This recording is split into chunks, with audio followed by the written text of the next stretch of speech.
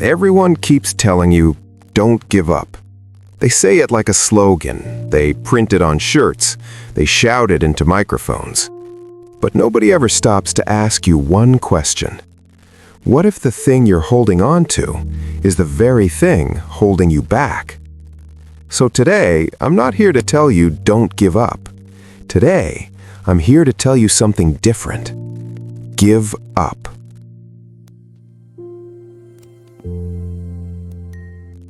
Once upon a time, in a quiet town called Greyford, there lived a man named Eli Carter. Greyford was the kind of town where dreams were small, not because people were born small, but because the town taught them to be. Eli was known for two things. First, he had big ideas. Second, he never finished any of them. People joked about it. At the barbershop, someone would laugh and say, "Eli's starting another dream again." At the cafe, the waitress would smile and ask, "So, which billionaire plan is it today?" Even Eli laughed along sometimes, because laughing hurt less than admitting the truth. Eli didn't fail because he was lazy. In fact, he worked very hard at avoiding discomfort. He woke up late, but called it self-care. He stayed busy, but avoided what mattered. He planned endlessly, but delayed endlessly too.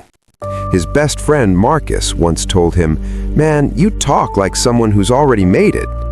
Eli smiled and replied, "Don't worry, my time is coming." Marcus nodded, but deep down he knew. So did Eli. One evening, after another long day of almost starting, Eli sat alone in his small apartment. The TV was on, the phone was glowing, the dream notebook was closed, and that's when it hit him. Not loudly, not dramatically, just a quiet, uncomfortable question. How long are you going to keep pretending? He laughed nervously and said out loud, "Relax, everyone moves at their own pace." But the silence didn't laugh back. Days passed, weeks passed. Greyford stayed the same.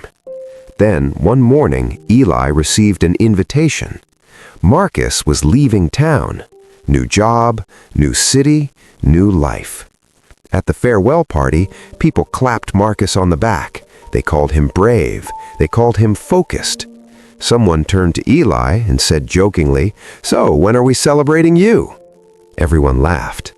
Eli laughed too, but this time his chest felt heavy. That night, Eli walked through Greyford alone. The streets were quiet, the streetlights flickered. The town that once felt safe now felt small. He sat on a bench near Old River Bridge, staring at the water below. And for the first time, he didn't feel motivated. He felt honest. He realized something painful. It wasn't the town, it wasn't the people, it wasn't bad luck. It was the things he refused to let go of. So Eli made a decision. Not a loud one, not a dramatic one, just a real one. And this is where the story changes. He gave up. Yes, he gave up. But not on his dream. He gave up the excuses he repeated every morning just to feel better about staying the same. He gave up the version of himself that loved comfort more than growth. He gave up waiting to feel ready. He gave up listening to voices that laughed at effort but respected results. He gave up distractions dressed as relaxation.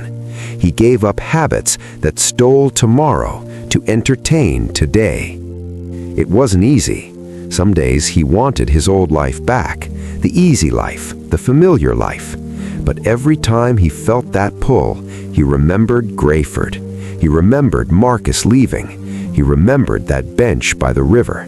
And he stayed the course. Months later, Greyford heard Eli's name again, not as a joke, as a story. People asked, "What changed him?" Eli just smiled and said, "I finally gave up." So, if you're listening to this, if you feel stuck, if you feel tired, if you feel like life keeps repeating itself, Maybe you don't need to hold on harder. Maybe you need to give up. Give up the habits slowing you down. Give up the fear pretending to protect you.